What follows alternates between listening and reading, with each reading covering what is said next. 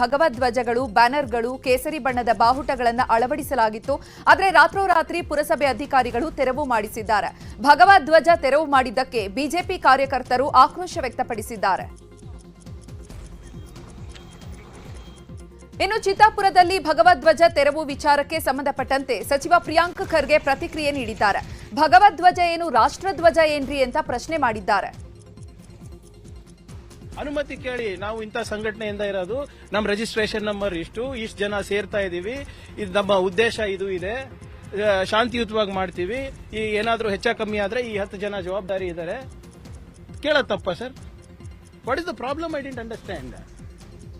ಏನು RSS flag ಏನು national flag ಏನ್ರಿ? ನ್ಯಾಷನಲ್ ಫ್ಲಾಗ ಅನಧಿಕೃತವಾಗಿ ಹಾಕ್ಬಿಟ್ಟು ಇವಾಗ ನನ್ನ ಮೇಲೆ ಗೂಬೆ ಕೊಡಿಸ್ತಾರಾ? ಈಗ ನಿಮ್ಗೆ ಈಗ ಇನ್ನೂ ಒಂದು 5 ನಿಮಿಷದಲ್ಲಿ ಇನ್ನೂ ಒಂದು ವಿಡಿಯೋ ಹಾಕ್ತೀನಿ ನೋಡಿ. ಅನುಮತಿ ಕೇಳಿ, ನಾವು ಇಂಥ. ಇನ್ನು ನಾಳೆ ಚಿತ್ತಾಪುರದಲ್ಲಿ ಆರ್ಎಸ್ಎಸ್ ಪಥ ಸಂಚಲನಕ್ಕೆ ಅನುಮತಿ ನೀಡಲು 11 ಅಂಶಗಳ ವಿವರಣೆಯನ್ನ ಕೇಳಿದ್ದಾರೆ ತಹಶೀಲ್ದಾರ್ ಕೇಳಿದ 11 ಅಂಶಗಳ ಪ್ರಶ್ನೆಗಳಿಗೆ ಆರ್ಎಸ್ಎಸ್ ಮುಖಂಡರು ವಿವರಣೆಯನ್ನ ಸಲ್ಲಿಸಿದ್ದಾರೆ. ಇದೀಗ ಆರ್ಎಸ್ಎಸ್ ಪಥ ಸಂಚಲನಕ್ಕೆ ತಹಶೀಲ್ದಾರ್ ಅನುಮತಿಯನ್ನ ಕೊಡ್ತಾರಾ, ನಿರಾಕರಿಸ್ತಾರಾ ಅನ್ನೋದು ಕುತೂಹಲ ಮೂಡಿಸಿದೆ.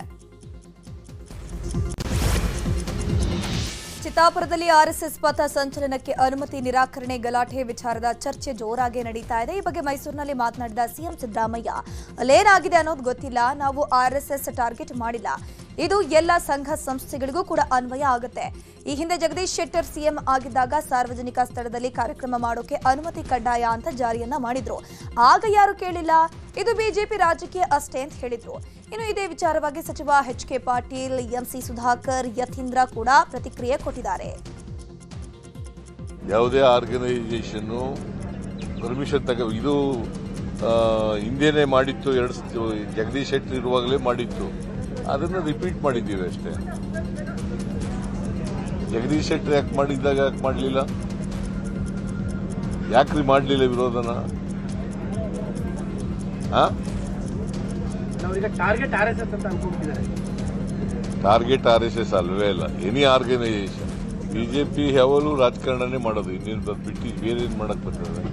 ಜನರು ಬಡವ್ರ ಕೆಲಸ ಮಾಡಲ್ಲ, ಅವರು ರಾಜಕಾರಣ ಮಾಡೋದು. ಯಾವುದೇ ಸಂಸ್ಥೆ, ಸಂಘ, ಯಾವುದೇ ಸಂಘಟನೆಗಳನ್ನು ಬ್ಯಾನ್ ಮಾಡೋದ್ರ ಬಗ್ಗೆ, ಯಾವುದಕ್ಕೂ ಬ್ಯಾನ್ ಮಾಡೋದ್ರ ಬಗ್ಗೆ ಸರ್ಕಾರದ ಮುಂದೆ ಪ್ರಸ್ತಾವನೆ ಇಲ್ಲ, ಚಿಂತನೆ ಇಲ್ಲ. ಜಾತಿ ಧರ್ಮದ ಜನ ಇವತ್ತು ಅಲ್ಲೇ ಬರ್ತಾರೆ. ಅಂತದ್ರಲ್ಲಿ ನೀವು ಅಲ್ಲಿ ನಿಮ್ದೇ ಆದಂತಹ ಕಾರ್ಯಚಟುವಟಿಕೆಗಳನ್ನ ನೀವು ಮಾಡುವಂತದ್ದು ಎಲ್ಲೋ ಒಂದ್ ಕಡೆ ಇದು ಇಟ್ಸ್ ಅಬ್ಜೆಕ್ಷನ್. ಸ್ವಲ್ಪ ಶಿಸ್ತಿರ್ಲಿ, ನಾಳೆ ಬೆಳಗ್ಗೆ ಅನುಮತಿ ತಗೊಳ್ಳಿ, ಅನುಮತಿ ಪಡ್ಕೊಂಡು ಯಾರ್ಯಾರು ಅವರ ಚಟುವಟಿಕೆಗಳು ಮಾಡುವಂತದ್ದಕ್ಕೆ ಯಾವುದೇ ಅಭ್ಯಂತರ ಇಲ್ಲ. ಆದ್ರೆ ಸ್ವೇಚ್ಛಾಚಾರ ಅನ್ಕೊಂಡು ನಾವ್ ಎಲ್ಲಿ ಏನ್ ಬೇಕಾದ್ರೆ ಮಾಡ್ಬೋದು ಅಂತಕ್ಕಂಥದ್ದಕ್ಕೆ ಕಡಿವಾಣ ಆಗ್ಬೇಕು. ಆ ರೀತಿ ಆಗ್ಬಾರ್ದು ಅಂತಕ್ಕಂಥ ಸದುದ್ದೇಶ. ಇದು ಕೇವಲ RSS ಮತ್ತೊಬ್ಬರು ಅಂತಕ್ಕಂಥದ್ದು ಎಲ್ಲರಿಗೂ ಅನ್ವಯಿಸುತ್ತೆ. ನಾಳೆ ಮತ್ತೊಬ್ಬರು ಸಂಘ ಸಂಸ್ಥೆಯವರು ಆ ರೀತಿ ಒಂದು ಮಾಡ್ತಕ್ಕಂಥ ಚಟುವಟಿಕೆ ಮಾಡುವಂತದಕ್ಕೂ ನಿರ್ಬಂಧ ಇದೆ. ಇದು ಒಂದು ರೀತಿ ಶಿಸ್ತನ್ನ ತರ್ತಕ್ಕಂಥ ಉದ್ದೇಶದಿಂದ ಅದನ್ನು ತರಲಾಗಿದೆ. ನಾವು ಅದಕ್ಕೇನೆ RSS ಅನ್ರಿಜಿಸ್ಟರ್ಡ್ ಆರ್ಗನೈಸೇಷನ್, ಅವ್ರು ಯಾರ್ಯಾರು ಅನುಯಾಯಿಗಳಿದ್ದಾರೆ ಗೊತ್ತಿಲ್ಲ, ಅವ್ರು ಯಾವ್ದು ಉಪ ಸಂಘಟನೆಗಳಿವೆ ಗೊತ್ತಿಲ್ಲ. ಆದರೂ ಕೂಡ ಅವರು ಸಾರ್ವಜನಿಕ ಸ್ಥಳಗಳಲ್ಲಿ ಮತ್ತು ಶಾಲಾ ಕಾಲೇಜುಗಳಲ್ಲಿ ತಮ್ಮ ಚಟುವಟಿಕೆಗಳನ್ನು ನಡೆಸ್ತಾ ಇರ್ತಾರೆ. ಬೇರೆ ಸಂಸ್ಥೆಗಳಾದರೆ ಪೂರ್ವಾನುಮತಿ ಇಲ್ಲದೆ ನಡ್ಸೋಕ್ಕೆ ಸಾಧ್ಯ ಆಗುತ್ತಾ? ಇಲ್ಲ. ಆದರೆ RSS ಅವ್ರಿಗೆ ಮಾತ್ರ ಬೇರೆ ಒಂದು ಕಾನೂನು, ಇಡೀ ದೇಶಕ್ಕೆ ಒಂದು ಕಾನೂನು, RSS ಅವ್ರ ಒಂದು ಕಾನೂನು, ಅದು ಮಾಡೋದಕ್ಕಾಗೋದಿಲ್ಲ. ಮತ್ತು RSS ಒಂದು ಪೊಲಿಟಿಕಲ್ ಆರ್ಗನೈಸೇಷನ್, ಒಂದು ರಾಜಕೀಯ ಪಕ್ಷಕ್ಕೋಸ್ಕರ ಕೆಲಸ ಮಾಡ್ತಿರುವಂಥ ಒಂದು ಸಂಸ್ಥೆ, ಒಂದು ಪರ್ಟಿಕ್ಯುಲರ್ ನಿರ್ದಿಷ್ಟವಾದಂಥ ರಾಜಕೀಯ ಸಿದ್ಧಾಂತ ಇಟ್ಕೊಂಡು ಅದನ್ನು ಹರಡಬೇಕು ಅಂತ ಪ್ರಯತ್ನ ಮಾಡ್ತಿರೋದು.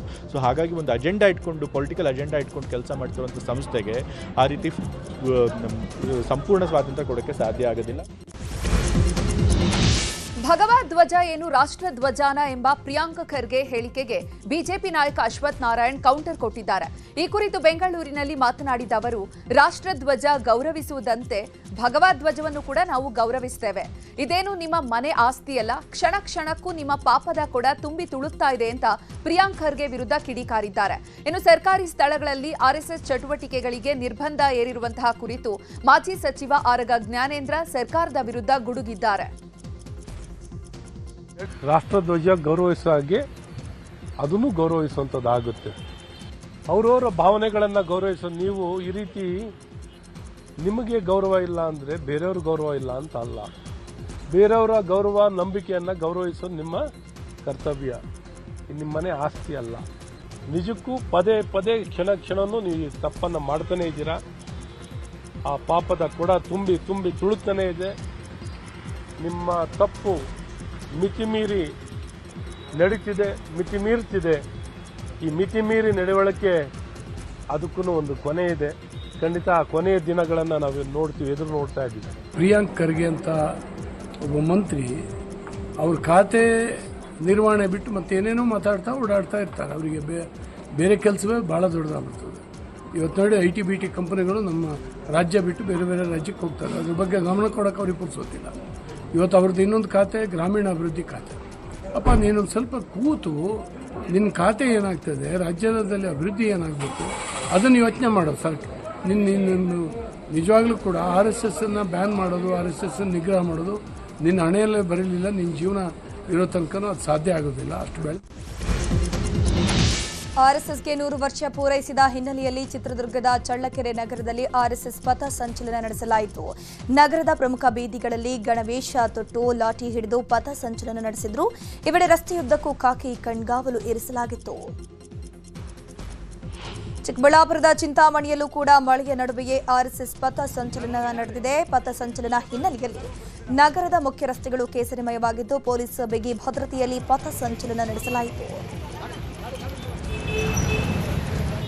ಇತ್ತ ತುಮಕೂರಿನಲ್ಲೂ ಕೂಡ ಆರ್ಎಸ್ಎಸ್ ಕಾರ್ಯಕರ್ತರಿಂದ ಪಥ ಸಂಚಲನ ನಡೆಸಲಾಗಿದೆ. ಸುಮಾರು 5,000 ಕಾರ್ಯಕರ್ತರು ಪಥ ಸಂಚಲನದಲ್ಲಿ ಭಾಗಿಯಾಗಿದ್ದರು.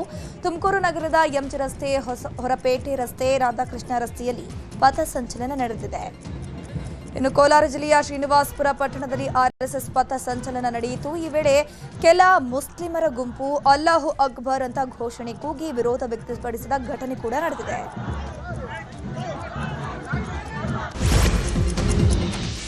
ರಾಜ್ಯದಲ್ಲಿ ಆರ್ಎಸ್ಎಸ್ ಜಟಾಪಟಿ ಬೆನ್ನಲ್ಲೇ ನವೆಂಬರ್ ಮೊದಲ ವಾರದಲ್ಲಿ ಆರ್ಎಸ್ಎಸ್ ಸರ ಸಂಘ ಚಾಲಕ ಮೋಹನ್ ಭಾಗವತ್ ಬೆಂಗಳೂರಿಗೆ ಭೇಟಿ ನೀಡಲಿದ್ದಾರೆ. ಸರ್ಕಾರ ಆರ್ಎಸ್ಎಸ್ಗೆ ಪರೋಕ್ಷವಾಗಿ ಅಂಕುಶ ಹಾಕಿರುವ ಬಳಿಕ ರಾಜ್ಯಕ್ಕೆ ಮೋಹನ್ ಭಾಗವತ್ ಭೇಟಿ ನೀಡ್ತಾ ಇದ್ದು ಬೌದ್ಧಿಕ್ ಸಮಾವೇಶದಲ್ಲಿ ಭಾಗಿಯಾಗ್ತಾ ಇರೋದು ಭಾರೀ ಕುತೂಹಲ ಮೂಡಿಸಿದೆ.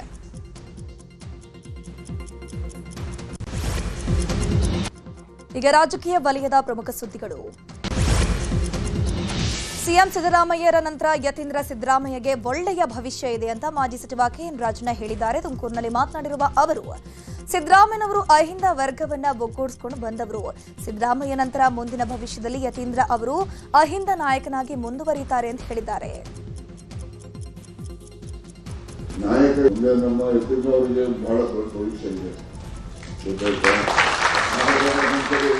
ಸಿದ್ದರಾಮಯ್ಯವ್ರಿಗೆ ಹೇಳ್ತಾ ಇದ್ದು ಏನಿದ್ರು ಆದ್ಮೇಲೆ ಯಾರ್ರಿ ರಾಜಕೀಯ ಬಿಡ ಯಾವ್ದೊಬ್ರು ಬರ್ತಾರೆ ಹೆಂಗೋ ಆಗ್ತದೆ ಅಂತಿರ್ತಾರೆ. ಆದ್ರೆ ನಾವು ಯಾರಾದ್ರೂ ಆಗಲಿ ಒಬ್ಬ ನಾಯಕನ ಗುರುತಿಸ್ಕೊಂಡು ನಾವು ಅವರ ಹೆಸರಿನಲ್ಲಿ ನಾವು ಸಂಘಟನೆಯನ್ನ ಮಾಡ್ಕೊಳ್ತಕ್ಕಂಥ ಅಗತ್ಯ ಇದೆ. ನಾಯಕ ಇದ್ದಿದ್ರೆ ಯಾವುದೇ ಸಂಘಟನೆ ಇರೋದು. ಮುಂದೆ ನಮ್ಮ ರಾಜ್ಯ ಕಾಂಗ್ರೆಸ್ನಲ್ಲಿ ಕ್ರಾಂತಿ ಕಿಚ್ಚು ಜೋರಾಗಿದೆ. ಇದರ ನಡುವೆ ಡಿಸಿಎಂ ಡಿಕೆ ಶಿವಕುಮಾರ್ ಮುಖ್ಯಮಂತ್ರಿ ಪಟ್ಟಕ್ಕೇರಲು ನಾನಾ ಪ್ರಯತ್ನವನ್ನ ಮಾಡ್ತಿದ್ದಾರೆ ಎನ್ನಲಾಗಿದೆ. ಈ ಬೆಳವಣಿಗೆಗಳ ನಡುವೆಯೇ ಡಿಕೆ ಶಿವಕುಮಾರ್ ಅವರು ಎಐಸಿಸಿ ಅಧ್ಯಕ್ಷ ಮಲ್ಲಿಕಾರ್ಜುನ ಖರ್ಗೆ ಅವರನ್ನ ಭೇಟಿಯಾಗಿ ಗೌಪ್ಯ ಚರ್ಚೆ ನಡೆಸಿದ್ದಾರೆ ಎನ್ನಲಾಗಿದೆ. ಪಕ್ಷ ಸಂಘಟನೆ, ಬಿಹಾರ ಚುನಾವಣೆ ಕುರಿತು ನಾಯಕರು ಚರ್ಚೆ ನಡೆಸಿದ್ದಾರೆ.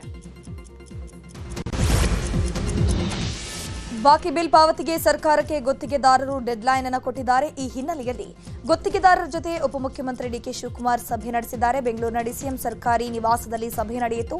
ಈ ಒಂದು ಸಭೆಯಲ್ಲಿ ಗುತ್ತಿಗೆದಾರರ ಸಮಸ್ಯೆಯನ್ನು ಡಿಸಿಎಂ ಆಲಿಸಿದ್ರು. ಬಾಕಿ ಬಿಲ್ ಪಾವತಿ ವೇಳೆ ತಾರತಮ್ಯ, ಟೆಂಡರ್ ಪ್ರಕ್ರಿಯೆಯಲ್ಲಿನ ಅನ್ಯಾಯ ಮತ್ತು ಕಮಿಷನ್ ಆರೋಪದ ಬಗ್ಗೆ ಚರ್ಚೆ ನಡೆಯಿತು. ಡಿಸೆಂಬರ್ ಒಳಗಡೆ ಬಾಕಿ ಬಿಲ್ ಕ್ಲಿಯರ್ ಮಾಡುವುದಾಗಿ ಡಿಕೆಶಿ ಭರವಸೆ ಕೊಟ್ಟಿದ್ದಾರೆ. ಕಲಬುರಗಿಯ ಆಳಂದ ವಿಧಾನಸಭಾ ಕ್ಷೇತ್ರದಲ್ಲಿ ಎಸ್ಐಟಿ ಬಗೆದಷ್ಟು ಮತಗಳ್ಳತನದ ಕೇಸ್ನ ಕರಾಳತೆ ಬಯಲಾಗ್ತಾ ಇದೆ. ಬಾರ್ ಅಂಡ್ ರೆಸ್ಟೋರೆಂಟ್ನಲ್ಲಿಯೂ ಕೂಡ ವೋಟರ್ ಲಿಸ್ಟ್ ಪತ್ತೆಯಾಗಿದೆ.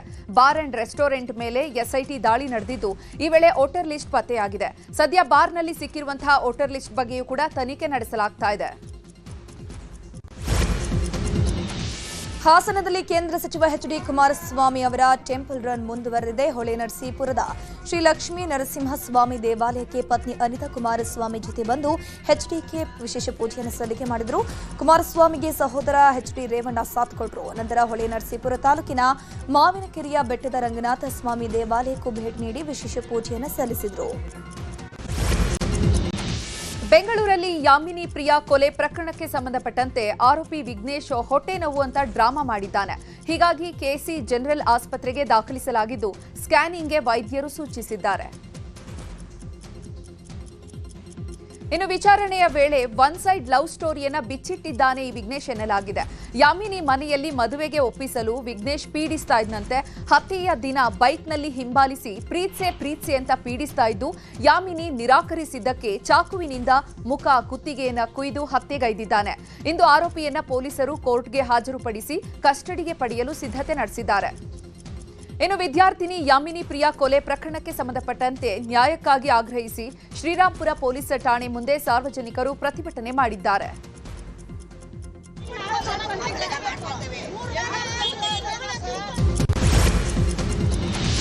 ವೈದ್ಯೆ ಕೃತಿಕಾ ರೆಡ್ಡಿ ಕೊಲೆ ಪ್ರಕರಣ ಕ್ಷಣಕ್ಕೂ ರೋಚಕ ತಿರುವನ್ನ ಪಡೀತಾ ಇದೆ. ಕೇಸ್ ದಾಖಲಿಸಿಕೊಂಡಿರುವಂತಹ ಪೊಲೀಸರು ತೀವ್ರ ವಿಚಾರಣೆ ನಡೆಸುತ್ತಿದ್ದಾರೆ.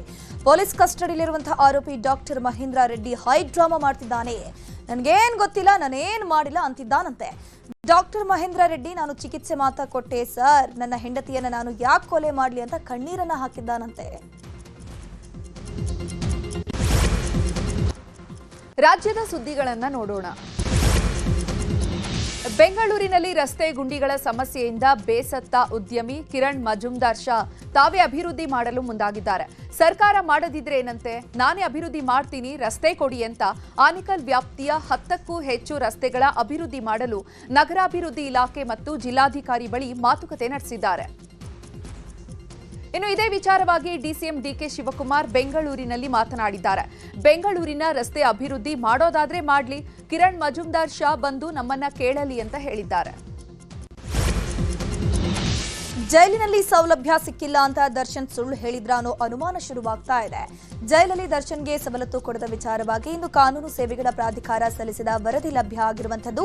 ಈ ಒಂದು ವರದಿಯಲ್ಲಿ ನಿಯಮದಂತೆ ಎಲ್ಲ ಸೌಲಭ್ಯವನ್ನು ನೀಡಲಾಗಿದೆ.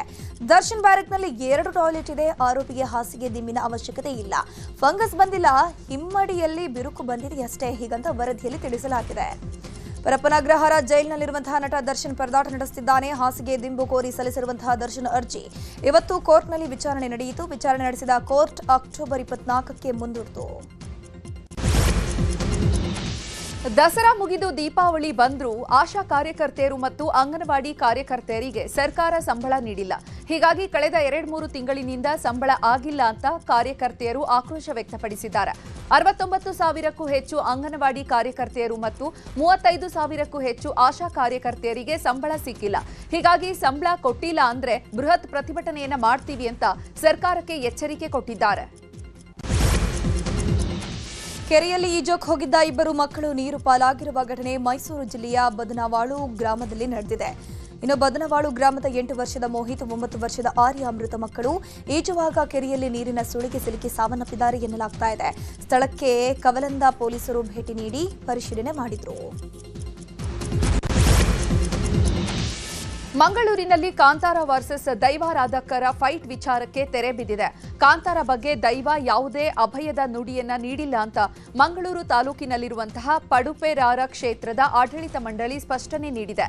ಕಾಂತಾರ ಚಿತ್ರ ನೋಡಿ ಕೆಲವರು ದೈವಗಳ ಅನುಕರಣೆ, ಅಪಹಾಸ್ಯವನ್ನ ಮಾಡಿದ್ದಕ್ಕೆ ದೈವಾರಾಧಕರು ವಿರೋಧಿಸಿದ್ರು. ಈ ಬಗ್ಗೆ ಪಿಲಿಚಂಡಿ ದೈವದ ಬಳಿ ಪ್ರಶ್ನೆ ಕೇಳಿದ್ರು. ಈ ವೇಳೆ ಹುಚ್ಚು ಕಟ್ಟಿದವರನ್ನ ಹುಚ್ಚು ಕಟ್ಟಿಸುತ್ತೇನೆ, ಹಣವನ್ನ ಆಸ್ಪತ್ರೆಗೆ ಸುರಿಸ್ತೇನೆ ಅಂತ ದೈವ ನುಡಿದಿತ್ತು. ಈ ನುಡಿ ಭಾರೀ ಚರ್ಚೆಗೆ ಕಾರಣವಾಗಿತ್ತು. ಆದರೆ ಈಗ ಯಾವುದೇ ಚಿತ್ರದ ಬಗ್ಗೆ ದೈವ ನುಡಿದಿಲ್ಲ ಅಂತ ದೈವಸ್ಥಾನದ ಆಡಳಿತ ಮಂಡಳಿಯೇ ಸ್ಪಷ್ಟನೆ ನೀಡಿದೆ. ಹಾಸನಾಂಬೆ ದರ್ಶನದ ವೇಳೆ ನೂಕುನುಗ್ಗಲು ಉಂಟಾಗಿದೆ. 300 ರೂಪಾಯಿ ಟಿಕೆಟ್ ಸರತಿ ಸಾಲುಗಳಲ್ಲಿ ಕಿಲೋಮೀಟರ್ ಗಟ್ಟಲೆ ಜನರು ನಿಂತಿದ್ರು. ಇಂದು ವೀಕೆಂಡ್ ಹಿನ್ನೆಲೆ ಹೆಚ್ಚಿನ ಸಂಖ್ಯೆಯಲ್ಲಿ ಹಾಸನಾಂಬೆ ದರ್ಶನಕ್ಕೆ ಭಕ್ತರು ಬರ್ತಾ ಇದ್ದಾರೆ. ನಿರೀಕ್ಷೆ ಮೀರಿ ಜನರು ಬರ್ತಿರೋದ್ರಿಂದ ಭಕ್ತರನ್ನು ನಿಯಂತ್ರಿಸೋಕೆ ಜಿಲ್ಲಾಡಳಿತ ಹರಿಸಾಹಸ ಪಡ್ತು. ಹಾಸನಾಂಬೆ ದರ್ಶನವನ್ನ ಸಿಎಂ ಸಿದ್ದರಾಮಯ್ಯ ಪತ್ನಿ ಪಾರ್ವತಿ ಪಡ್ಕೊಂಡಿದ್ದಾರೆ. ಇದೇ ಮೊದಲ ಬಾರಿಗೆ ಹಾಸನಾಂಬೆ ದರ್ಶನಕ್ಕೆ ಪತ್ನಿ ಪಾರ್ವತಿ ಆಗಮಿಸಿದ್ದು ದೇವಿಗೆ ವಿಶೇಷ ಪೂಜೆಯನ್ನು ಸಲ್ಲಿಕೆ ಮಾಡಿದ್ದಾರೆ.